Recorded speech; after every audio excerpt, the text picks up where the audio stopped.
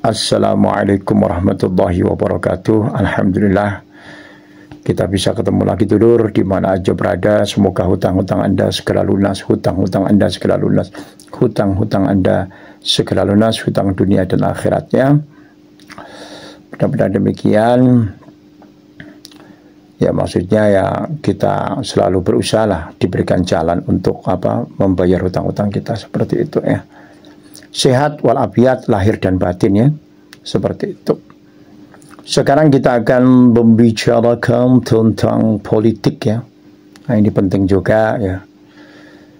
Politik ini cara kita mengorganisir ya, cara masyarakat juga mendistribusikan dan menggunakan kekuasaan untuk mencapai kepentingan bersama. Ini mencakup pengambilan keputusan, kebijaksanaan, dan hubungan antar individu, ya, kelompok, serta lembaga dalam suatu negara atau komunitas. Jadi maksudnya secara praktisnya bagaimana? Politik bisa dilihat dalam bentuk, ya, apa aja, berbagai bentuk, seperti pemilu, perdebatan, kebijakan, ya, diplomasi, hingga gerakan-gerakan sosial. Namun dalam arti yang lebih luas, politik juga ada dalam kehidupan sehari-hari. Misalnya dalam pengambilan keputusan di tempat kerja, pengambilan keputusan di mana aja ya, sekolah, di keluarga, seperti itu ya. Walaupun kadang orang sering mengatakan politik itu kejam, karena dalam prakteknya kadang ya, politik seringkali melibatkan persaingan ketat ya dalam kekuasaan itu, intrik, manuver yang bisa merugikan pihak-pihak tertentu ya. Jadi kenapa dianggap kejam? Karena ya seperti itu, ada perebutan kekuasaan misalnya.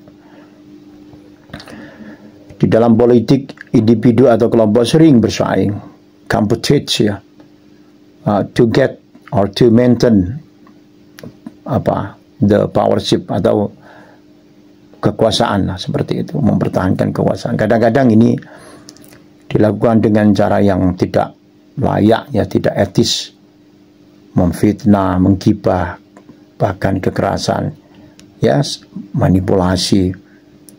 Ya, sering kita dengar di Indonesia ini kan seperti itu, ada sejarahnya juga ya.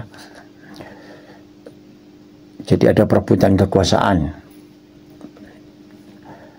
Ada juga pragmatisme dan kepentingan. Politik seringkali tidak hanya soal benar atau salah, tetapi tentang kepentingan dan kompromi. Keputusan politik bisa mengorbankan kelompok tertentu demi kepentingan yang lebih besar ya. Kita lihat di negara-negara lain itu mengorbankan kelompok tertentu ya, atau demi keuntungan segelintir orang. Ada juga manipulasi dan pengkhianatan. Dalam sejarah banyak contoh di mana sekutu politik berubah menjadi musuh. Ya di sekitar kita itu aja. Di Indonesia misalnya,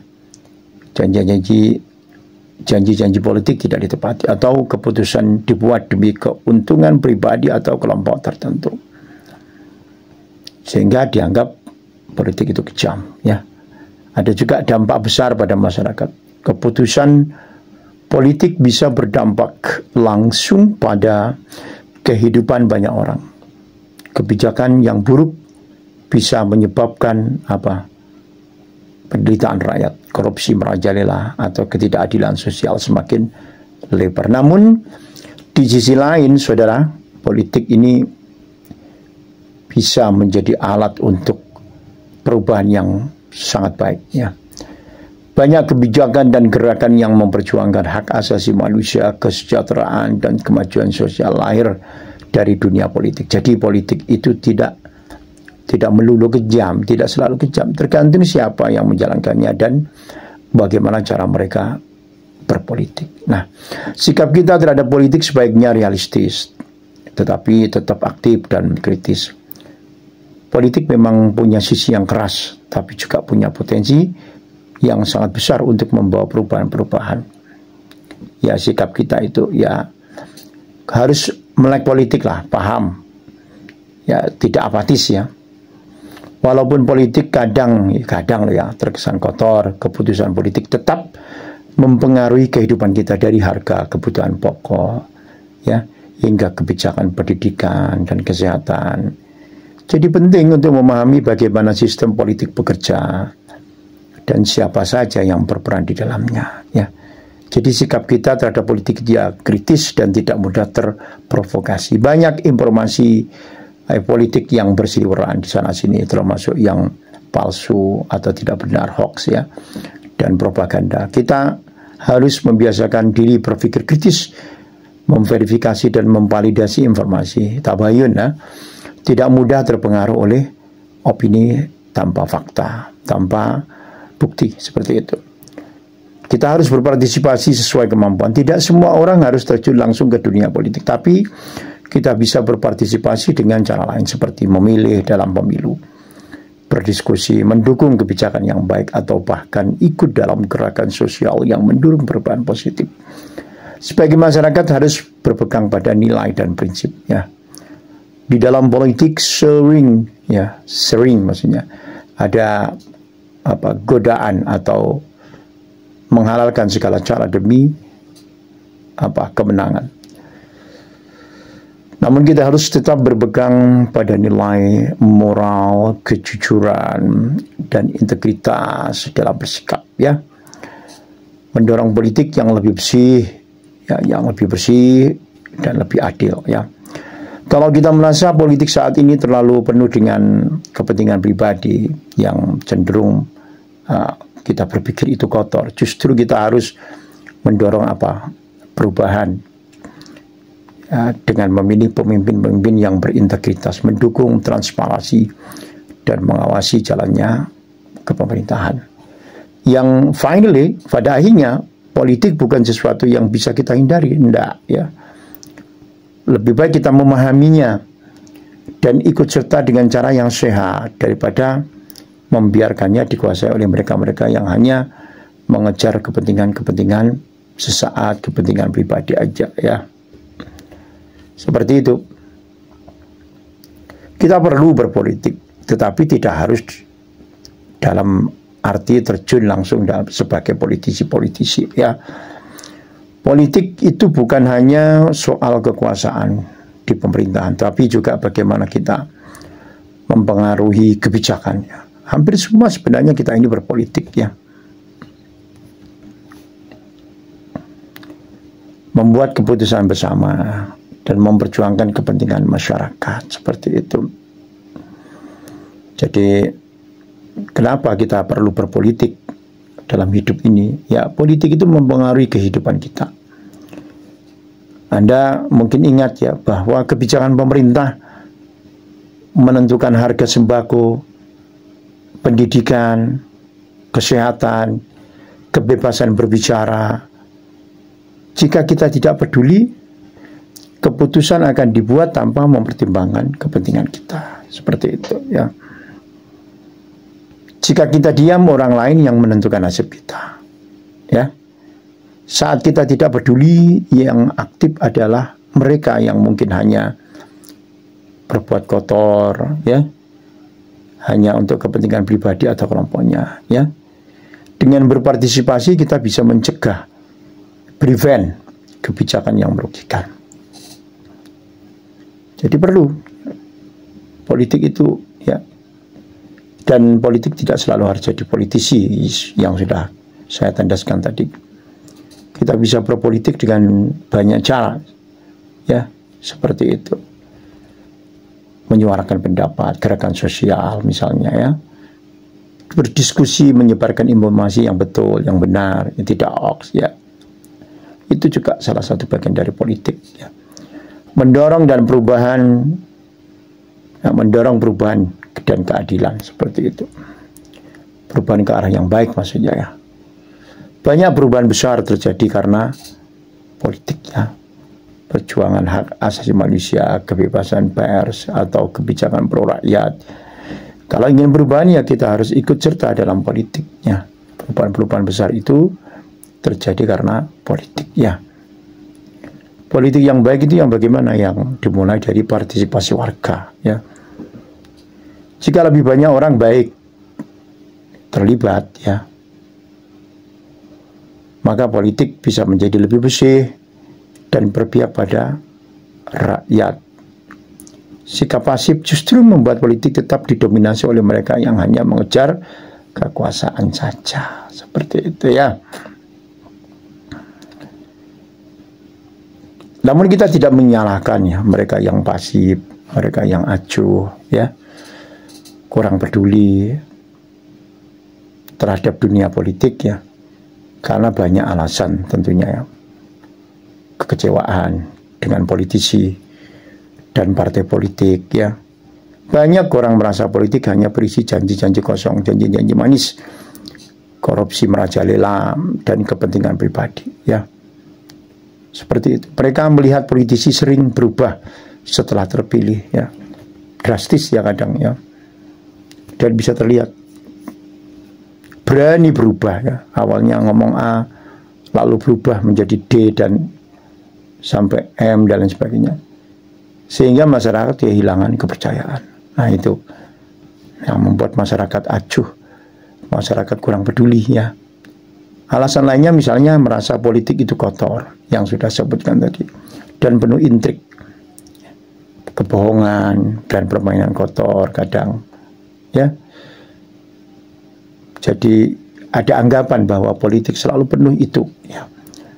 Dan hal itu membuat sebagian orang enggan terlibat, ya, karena takut terjerumus ke dalam sistem yang dianggap sangat tidak sehat, seperti itu.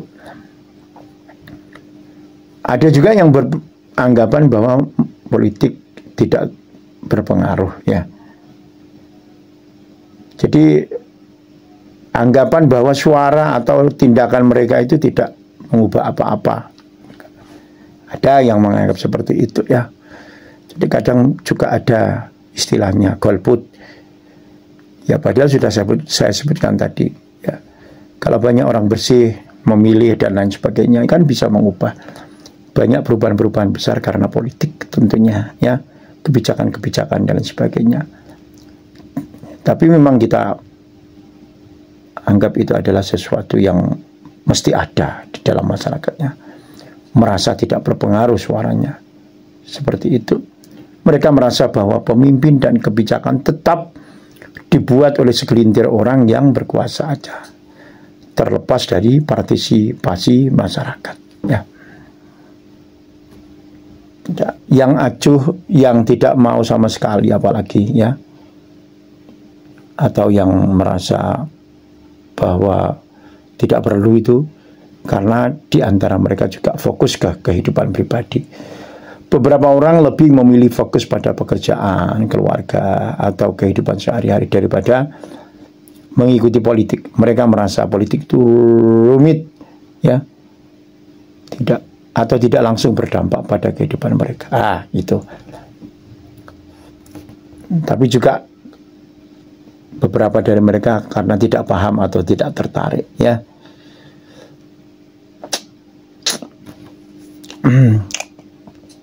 Sebagian orang memang tidak tertarik karena kurangnya education atau pendidikan politik, atau karena politik dianggap boring, ya, membosankan dan sulit dipahami. Itu sehingga mereka apatis, ya, atau apa, tidak peduli, seperti itu. Atau juga karena trauma atau pengalaman buruk, ya. Di beberapa negara atau daerah, politik bisa menjadi sumber konflik atau bahkan kekerasan. Orang-orang yang pernah mengalami dampak buruk dari politik bisa menjadi apatis atau takut untuk terlibat. Namun di balik itu semua, ya, sikap-sikap yang apatis terhadap politik sebenarnya, ya, kurang bagus juga, ya. Karena apa? Jika terlalu banyak orang baik, tidak peduli, orang yang baik, benar, bagus, berpengetahuan, ya, tidak peduli, maka politik tetap dikuasai oleh mereka yang tidak peduli pada kepentingan rakyat. Gus Bahat sering ngomong seperti itu. Saya sering mendengar, ya. Jadi jika terlalu banyak orang yang baik-baik, yang berilmu, yang berpengetahuan, ya, ilmu A, B, C, D, hukum, ilmu ini dan tidak peduli, maka politik akan tetap dikuasai oleh mereka yang tidak peduli pada kepentingan rakyat. Ya. Partisipasi yang rendah bisa membuat kebijakan tidak mewakili keinginan masyarakat yang luas. Sikap pasif atau tidak peduli atau apatis bisa dimanfaatkan oleh kelompok tertentu yang ingin mempertahankan status quo. Seperti itu ya. Ya mohon dipertimbangkan. Jadi agar lebih banyak orang yang peduli terhadap politik, ya seperti ya tentu ada pendekatan-pendekatan yang lebih menarik, yang sederhana dari pegiat-pegiat politik, ya, aktivis politik ya, dan dilepas dengan kehidupan mereka sehingga menarik ya mereka-mereka yang berilmu, mereka-mereka yang memiliki keteguhan, kekuatan, ketangguhan dalam bidang ilmu-ilmu ya, biar peduli terhadap politik seperti itu ya. Misalnya kita hubungkan politik dengan kehidupan sehari-hari, ya itu menarik itu. Banyak orang yang merasa politik jauh dari kehidupan mereka misalnya, padahal kehidupan politik atau kebijakan politik ini berpengaruh besar. Contoh misalnya harga BBM. Nah, misalnya, yaitu keputusan politik bisa naik, bisa turun. Gaji UMR, ya itu ditentukan kebijakan politik itu, ya seperti itu. Pendidikan gratis atau mahal, makan gratis, itu juga soal politik. Seperti itu. Menunjukkan bahwa politik itu berdampak langsung ya. BLT, kemudian kartu-kartu itu ya, itu kan kebijakan politik seperti itu ya, sehingga masyarakat miskin semuanya bisa terbantukan. Nah, itu keputusan politik, kebijakan politik, pengaruh politik seperti itu ya. Jadi kita tidak bisa tidak peduli, itu tidak bisa ya, seperti itu. Jadi menunjukkan bahwa politik itu berdampak langsung, bisa membuat orang lebih sadar pentingnya berpartisipasi. Jadi keterangan ini penting juga ya, membantu para relawan politik dan juga aktivis politik ya, untuk mensosialisasikan pentingnya politik ya, perlu ya, seperti walaupun tidak berpolitik praktis ya, seperti itu tadi macam-macamnya di dalam kehidupan sehari-hari, juga di dalam keluarga ada politiknya seperti itu. Biar masyarakat sadar dan ikut peduli ya, masyarakat yang berilmu terutama ya semuanya lah, bukan yang berilmu aja ya. Ada edukasi dengan cara yang menarik. Jangan hanya lewat debat, pidato. Enggak ya. Sekarang kan zaman canggih, digital, infografis ya. Video singkat, meme itu atau thread yang mudah dipahami. Diskusi santai, ngobrol tentang isu-isu terkini dengan teman atau keluarga tanpa harus berdebat panas. Ya. Film dan serial, banyak film atau drama politik yang bisa membuka wawasan tanpa terasa membosankan. Ya, ini tantangan ya buat para produser, para sutradara ya. Jadi nggak melulu horor aja filmnya ya. Tapi tentang politik seperti Rudi Ainun itu, Habibie Ainun itu bagus itu ya. Ilmu-ilmu tentang perjuangan dan sebagainya ya. Misalnya tentang 10 November itu bagus itu film itu ya. Perjuangan sampai mati atau itu ya. Yang golongannya Barry Prima itu bagus, itu ilmu-ilmu ya. Jadi sudah harus banyak itu tentang politik-politik ya. Walaupun memang kalau tidak sesuai kadang banyak sekali pertentangan dan lain sebagainya. Tetapi harus ada yang berani dengan baik. Tapi banyak sudah sekarang ini ya. Kita lihat film-film luar negeri itu kalau yang arahnya kepada drama politik, film politik pasti menarik, pasti laku. Seperti itu ya. Hanya saja karena di Indonesia ini kadang penuh dengan debat-debat ya. Ya memang harus betul ya memang ya. Seperti itu. Film G13 PKI itu bagus itu ya. Film-film seperti itu membuka wawasan tanpa terasa membosankan. Seperti itu ya. Serial yang paling baik itu sebenarnya serial berseri itu baik juga. Memang sulit, tapi ya kalau dikemas dengan baik, drama atau film serial tentang politik ini ya bisa menjadi pembuka wawasan untuk masyarakat, sehingga masyarakat mau peduli terhadap politik, kebijakan itu ya. Wah, top banget ya. Seperti itu. Caranya bagaimana untuk menyadarkan masyarakat agar peduli terhadap politik ini? Ya, propaganda, lawan hoax, berita-berita palsu itu memang menyesatkan ya. Kita harus tahu mana yang hoax, mana yang enggak. Ini memang terkadang terkesan sulit, tapi sebenarnya ada ciri-cirinya ya. Seperti itu. Banyak orang yang malas berpolitik karena merasa terlalu banyak kebohongan dan propaganda. Ya. Jadi propaganda ya, kemudian kebohongan itu kadang membuat orang malas berpolitik. Jadi sebenarnya kita ajarilah cara memverifikasi berita, tabayun terhadap berita. Ya, kenali sumber yang kredibel.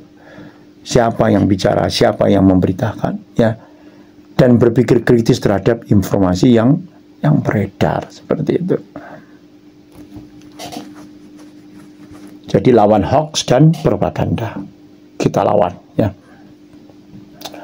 Tunjukkan contoh yang real, yang nyata, perubahan lewat politik ya.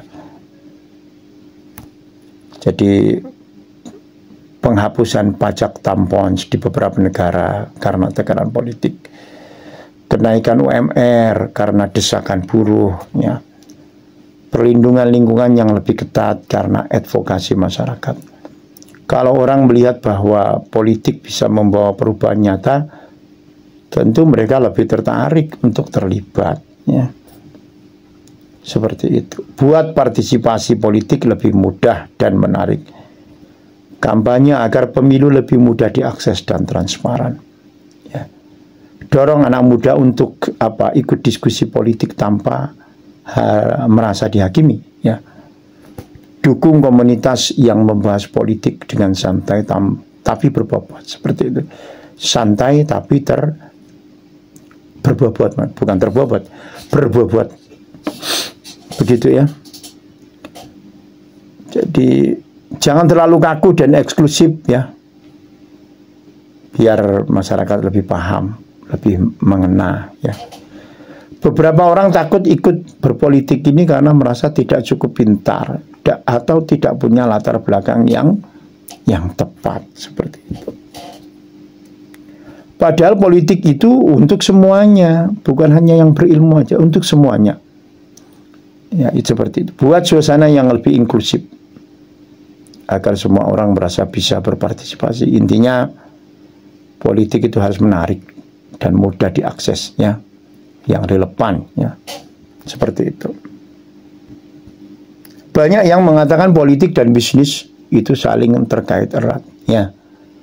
Karena kebijakan politik sangat mempengaruhi iklim bisnis ya, para cukong-cukong ya, para direksi-direksi dan lain sebagainya ya. Jadi memang sangat kait erat ya, seperti itu, mempengaruhi baik dari sisi regulasi, pajak, stabilitas ekonomi maupun persaingan usaha ya. Jadi pemerintah menentukan aturan main dalam dunia bisnis, pajak, insentif bisnis, peraturan atau regulasi tenaga kerja, UMR, jam kerja, hak bekerja, itu termasuk ya, perizinan usaha dan birokrasi. Perlindungan konsumen misalnya, dan persaingan usaha, perubahan kebijakan bisa menguntungkan atau merugikan bisnis tertentu. Stabilitas politik dan ekonomi ya. Negara dengan politik stabil biasanya memiliki ekonomi yang lebih kondusif untuk bisnis. Sebaliknya, jika terjadi konflik-konflik politik atau kebijakan yang tidak konsisten, iklim investasi menjadi tidak pasti ya. Jadi pemilu, perubahan kepemimpinan ya, perubahan kepemimpinan atau kebijakan baru itu bisa mempengaruhi nilai tukar, mata uang ya, inflasi dan daya beli masyarakat. Seperti itu. Kebijakan luar negeri seperti perjanjian perdagangan bebas atau embargo berdampak pada ekspor dan impor. Ketegangan politik antar negara bisa mempengaruhi rantai pasok global dan harga bahan baku ya. Keputusan politik mempengaruhi pembangunan jalan, listrik, internet, infrastruktur ya, yang berpengaruh langsung pada bisnis tentunya ya. Investasi pemerintah dalam sektor tertentu misalnya energi hijau atau teknologi itu bisa menciptakan bisnis baru ya. Kebijakan ekonomi dan kesejahteraan mempengaruhi pendapatan masyarakat yang pada akhirnya berdampak pada konsumsi. Jika kebijakan pemerintah meningkatkan daya beli, bisnis akan berkembang lebih oke ya. Bisnis harus mengikuti peraturan yang dibuat pemerintah ya, agar tidak terkena sanksi atau terkena denda seperti itu ya. Perubahan kebijakan bisa menciptakan tantangan baru seperti aturan pajak digital yang mempengaruhi bisnis e-commerce ya, e-commerce. Jadi memahami politik itu ya sangat penting dulur ya, bagi siapa? Pelaku bisnis, agar bisa beradaptasi dengan perubahan kebijakan, menghindari risiko-risiko denda, kena hukum dan sebagainya ya, dan memanfaatkan peluang seperti itu ya. Begitu dulur ya, walaupun tidak semua bidang harus berpolitik ya, dalam arti terlibat langsung dalam dunia politik praktis maksud saya, seperti menjadi anggota partai atau mencalonkan diri dalam pemilu. Namun hampir semua bidang, hampir semua bidang dipengaruhi oleh politik ya. Jadi sekali lagi perlu memahami serta beradaptasi dengan kebijakan yang dibuat oleh pemerintah. Harus mengikuti kebijakan pajak ya, regulasi tenaga kerja dan peraturan perdagangan seperti itu. Kurikulum ya, anggaran sekolah itu lagi, dan kebijakan guru semua ditentukan oleh keputusan politik. Akses pendidikan gratis, beasiswa merupakan hasil kebijakan pemerintah. Kebijakan tentang BPJS ya, anggaran rumah sakit dan regulasi obat semuanya diputuskan oleh pemerintah ya. Regulasi terkait privasi data, kecerdasan buatan ya, dan keamanan cyber dibuat oleh pemerintah. Subsidi atau dukungan terhadap startup bisa bergantung pada kebijakan politik ya, political policy ya. Seni dan hiburan ya, ini juga sensor kebebasan berekspresi dan pendanaan seni seringkali ditentukan oleh kebijakan pemerintah. Pajak dan regulasi industri kreatif, ya, industri kreatif bisa berdampak pada pertumbuhan sektor ini. Seperti itu. Kebijakan lingkungan mempengaruhi industri pertambangan, energi terbarukan, ya, dan perubahan iklim. Peraturan tentang limbah, emisi karbon, dan konservasi sumber daya dibuat melalui proses politik, ya.